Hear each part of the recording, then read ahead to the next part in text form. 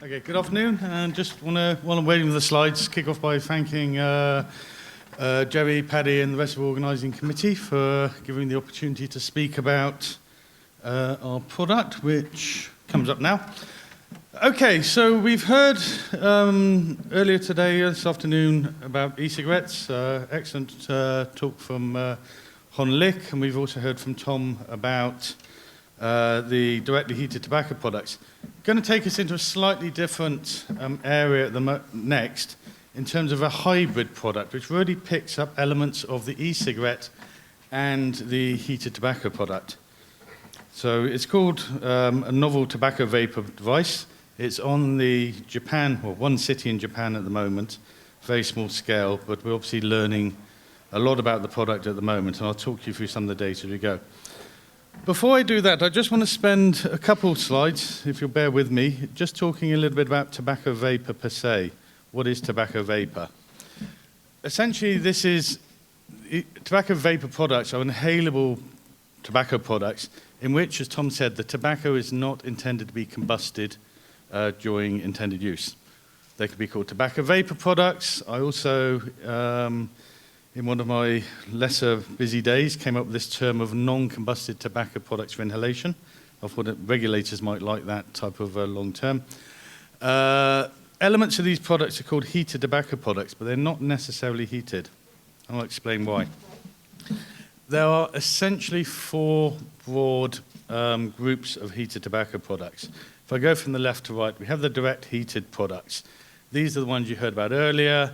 These are where the tobacco is directly heated, usually by some type of battery-driven source.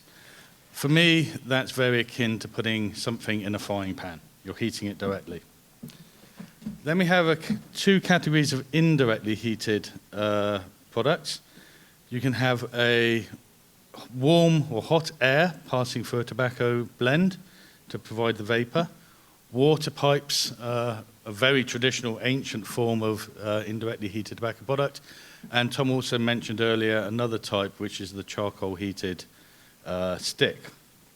For me, these are very much akin to an oven. You're heating the air is heating the food. The one I'm going to talk about today, the indirectly heated liquid, this is much more like a steamer. Here, a liquid is being heated to form a vapor, and the vapor itself then, in the case of the product, passes through tobacco, and in a steam, obviously, passes through your favorite Chinese dumplings. And then the final category, which is quite often missed out, these are a very small category, but they're out there. These are tobacco vapor products that work at ambient temperature, so there is no heating at all involved. And the product there is a product called Sticks, which is on the Japanese market, which basically works at room temperature. So four broad categories. The first three categories are known under various terms: heated tobacco products, heat not burn products, etc. But for fairness, I wanted to add the fourth one in there just to remind everyone that it exists. Tom mentioned about temperature, heating, burning, combusting. Very complicated, very difficult to demonstrate as well, as Tom alluded to. In general, you've got cigarettes at the far end. Tom mentioned the temperature that cigarettes burn to, and they rise to 800 or so when you draw a puff. In general, what I'll call the heated tobacco products are in this 200-300 degree range in the middle. And as I mentioned earlier, later, the hybrid product is down in the 30 degrees or so area. I'll come back to this later because there's an interesting correlation we are beginning to see between the chemistry of the vapor and the biological activity of the vapor and the temperature. So that's what I'm putting up here. Okay, so Ploom TECH per se. I'm going to see if this works. I'll try and do it on the screen here. Essentially, think of Ploom TECH as a nicotine-free, so zero nicotine e-cigarette with a tobacco capsule on the end of it. So the structure is very similar to an e-cigarette. We have a battery segment here. We have a zero nicotine, very simple e-liquid cartridge here with the atomizer, just propylene glycol and glycerol, and a tobacco capsule at the end. We've also have a little stand outside to the left, and during a break, you're very welcome to come and look at the product. How it works, and I'm going to go from right to left here. So very much like an e-cigarette, the liquid, the PG glycerol liquid, is heated by a coil to form a plain vapor. So very simple e-cigarette. That vapor is then passes through the tobacco capsule, and in doing so, it moderately warms the tobacco. The tobacco reaches 30 degrees centigrade during use, and it picks up nicotine and flavors from the tobacco, then is inhaled. So very simple concept. It's a nicotine-free e-cigarette with a tobacco capsule tucked on the end of it. The data is interesting. Like Tom mentioned earlier, we also have a tiered assessment program. Ploom TECH is a more recent innovation than some of the ones that were discussed earlier, so we're a little bit earlier in the assessment phase. But this is the vapor chemistry looking at the WHO priority list of harmful and potentially harmful constituents, and bearing in mind their limits of detection within these assays. Essentially, the only HPHC we see is ammonia, and this is at a relative level compared to a cigarette, so a cigarette would be 100%. So ammonia is at 0.5% of the level found in a cigarette. The others are all below the detection level. So very encouraging initial data. And if anyone wants to know, the references is down here, and there is a paper in press at the moment with this data. In vitro toxicology, I'll try and talk you through this nice and gently. So the next step in our tiered assessment program is to look at the in vitro toxicology. We've used 3 standard assays. The AIMS assay here looks at mutagenicity. In each of these graphs, the black line is a cigarette, so the higher the line goes, the more mutagenic the smoke in this case is. And you can even see this is concentration on this axis. Even at very high concentrations, we don't see any mutagenic activity in vitro.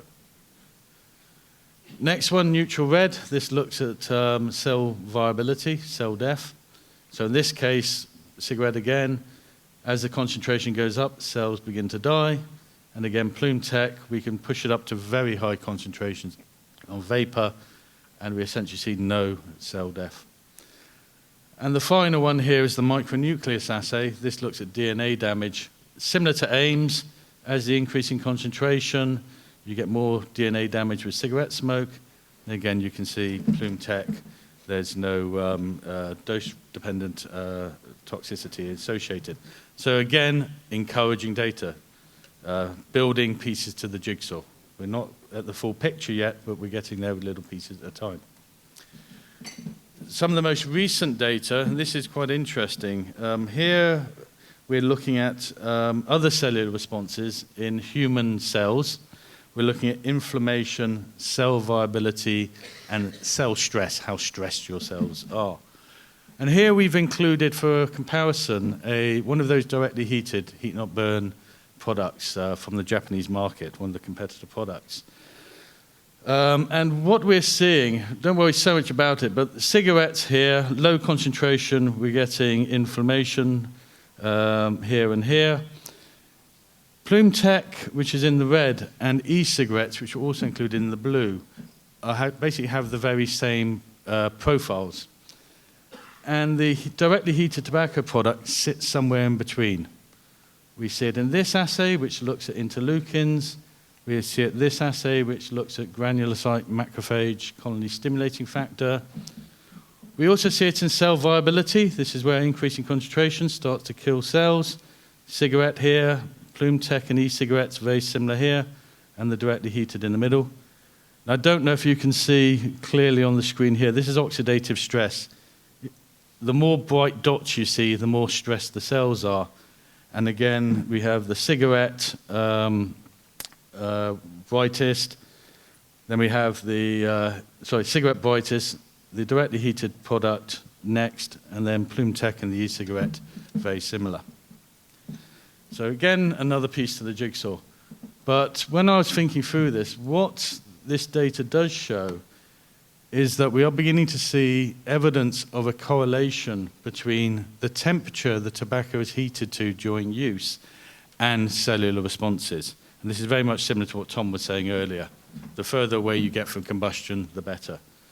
So this is just taking one of those graphs here and just simplifying it a bit. So this is the cigarette here, lower concentration, more activity. Ploom TECH up here with the directly heated somewhere in the middle. And it maps quite nicely onto the temperature gradient. And again, you could say the same about the vapor chemistry. Here I've just taken some of the stated values by several of the companies marketing products in this area. So in products that heat tobacco around 300, they're typically saying a 90% reduction in measured constituents. We had a product that heated to around 210, 220. That had a 93%. There's another product that heats to 200, 95%. I say in Ploom TECH, which is 30 degrees, is 99%. I'm not saying there's a big difference here. They're all in the 90s. That's all great. You're still a long way away from the levels found in cigarette smoke. But it does reinforce that message that Tom introduced earlier about getting away from combusting the tobacco. And also a little bit to what Martin was saying just now with the Mike Waters quote of, it's the tar that's the problem. So in summary, Ploom TECH, it's a recent innovation from our company, a tobacco vapor product, hybrid technology, mixing part e-cigarette with a tobacco element to it. Heats to 30. Obviously at 30 degrees, if you think you put anything in the oven at 30 degrees, it isn't going to burn. There's not going to be any smoke. There's obviously no smoke smell as well. 90% reduction in the measured HPHCs. And here we've got to be careful because we've measured, I think now we're up to about 130 out of the X thousand constituents in smoke. But these are the ones that the authorities have deemed to be the most concerning. And we are seeing significantly reduced in vitro biological responses compared to smoke. And then my team and the rest of the colleagues in the company that are involved in the assessment, we are obviously now working our way through that tiered assessment program and starting to conduct the clinical studies that will be required and that Tom talked about earlier. So to date, all we can say, it has a strong potential to be a reduced risk product, but there's still a lot more work to do. Okay, at which point I'll say thank you very much for your attention and happy to take any questions.